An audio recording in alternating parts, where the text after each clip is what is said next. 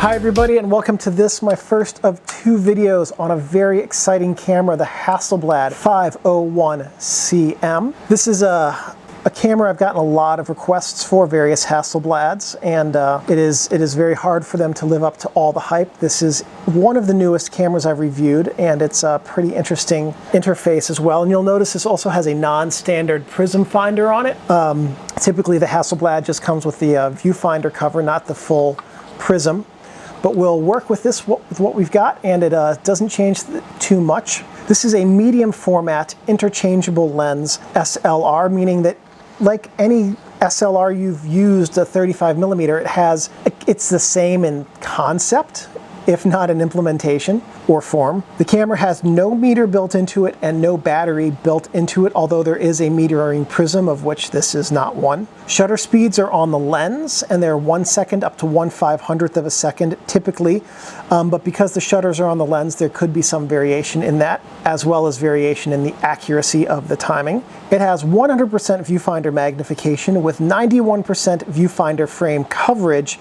I couldn't find that anywhere online, but I did measure the viewfinder focusing screen, and it's 54mm by 54mm, a little bit smaller than the actual frame size. The viewfinder focusing screen is interchangeable with lots of options. It comes stock with a fantastic Minolta designed acute matte focusing screen, which is the nicest focusing screen I've ever used on a medium format camera. And the flash syncs on this camera at any shutter speed, because the sync is related to, because it has a leaf shutter in here, so any shutter speed you want to use a flash with, you can do that. The target market for the Hasselblad 501CM is a high-end professional, somebody who's in something like fashion or portrait photography, high-end landscapes, something with a high demand for a mechanically precise camera that's very well built and very robust. It is, like I said, really well suited for portrait and fashion work, and probably gets some of its highest level use in those fields. The name, quality, and cost for this camera, name is a big part of it, indicate that it is for high-end professional work. This was produced by Victor Hasselblad in Sweden from 1997 until 2005. It was preceded by the 500CM, which was produced for 24 years, not this camera's 8. And it was concurrent with the 555 ELD 202 FA, 903 SWC, and 905 SWC, and followed by nothing. This was the last 500 series film camera that Hasselblad produced. So if you have your Hasselblad 501CM, let's take a look at what some of the features on this camera are. On the top here, we have a big prism. Typically this is a little folding viewfinder, not in this case. Okay, on the camera's front we have the shutter release right here, the lens mount, the lens release button right here, the lens mount. This is where the lens connects with the film advance to arm the lens. One thing about removing these lenses, as we'll see in the second video, you cannot remove a lens until the shutter has been armed. And up here, this red dot is the lens mount indicator to let you know how to mount the lens and where to line it up. And then inside you can see the single lens reflex mirror. On the camera's side here, we have the film advance lever right here. This advances the film, arms the shutter, and gets everything ready to go. This is the camera pre-release or mirror lockup button, as it's called. So what it does is this allows mirror lockup shooting. Here are strap lugs for holding the Hasselblad strap to it. On the film back, we have the ready to go indicator, the frame count, and then the front and the beginning and end of spool advance arm right here. On the other side, we have the accessory rail right here.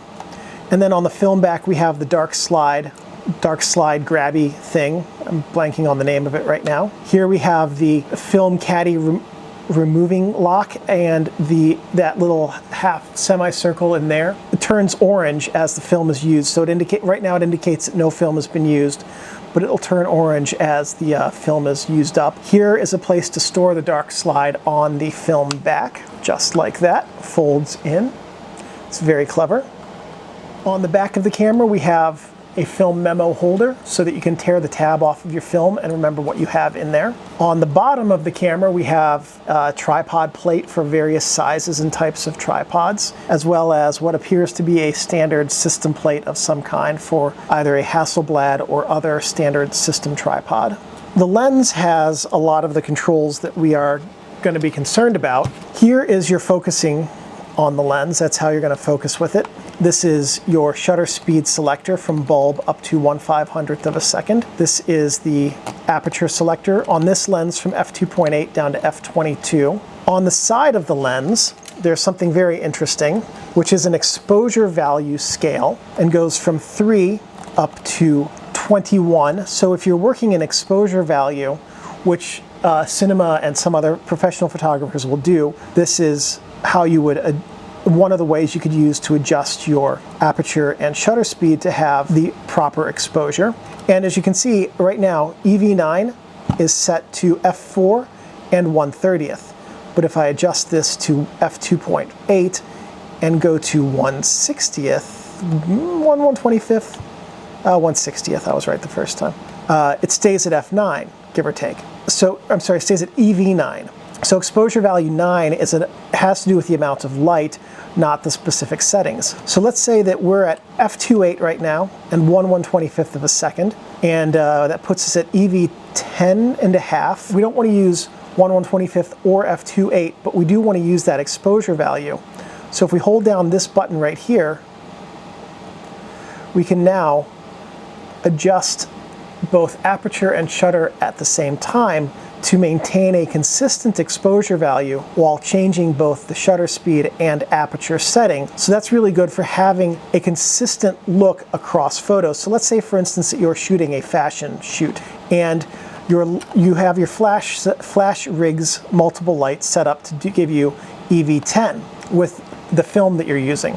And you want to bracket your shots so you know that you have one or more that's in proper focus. So you can take a shot at f2.8, 1/125th, at f4 with 1/60th, at f5.6 at 1/30th, and maybe even at f8 at 1/15th. And that will let you know that you have used a consistent exposure value for each of these settings by moving them both at the same time. Over here on this side of the lens, we see the flash PC sync port. And what you would do is you'd connect the flash, or you'd push this button down, connect the flash, and then let go. And that will hold the flash cable in the port so that you can't pull it out. And that's a good way to make sure that you don't accidentally not use the flash when you mean to. This is the depth of field preview button right here. So let's set this to f8 and see if we can show you something that's going on in there. So we're looking through the lens right now, and the depth of field preview button is right here. So I'm going to set the lens to f8, and now I'm going to push this switch down, and you can see that the aperture has stopped down to f8 or to whatever aperture I want it to be set to. And this won't undo until I rotate the button back and let it slide into place. This is worth practicing a few times because it makes sense once you get it, but the muscle memory is a little bit tricky to learn on how to use the depth of field preview. And this will stay in depth of field preview mode from shot to shot. So be aware that if your viewfinder seems really dark when you're taking a shot, maybe you had it in f16 in depth of field preview and just need to undo the depth of field preview. I'm speaking from experience there. So this is the lens, this is the rest of it. The lens and camera work together in ways that are common in this form factor of SLR and in medium format, but might be unexpected to someone familiar with only 35mm shooting. Some notes on the 501CM. It has excellent build quality, comparable to many other medium format cameras, but there are some definite refinements in this and interface approaches that are really well thought out and well done. It's pretty obvious that this camera stems from half a century of intense camera engineering. It uses a top-end focusing screen, some of the best ever made. It was designed by Minolta based on the Minolta Alpha 9 focusing screen and uses the same technology. It is absolutely a joy to use, and it doesn't have any light drop off on the corners. It doesn't look like a focusing screen. It doesn't have visible Fresnel lines on it. It's really a fantastically engineered piece of equipment. Most of the camera don'ts are things you're not going to do after paying $3,500 for a camera, I hope. But there are things like don't touch the lens, don't put your finger in the mirror mechanism. I actually don't even know if you can trigger the mirror mechanism without the lens being mounted on it. I haven't tried yet.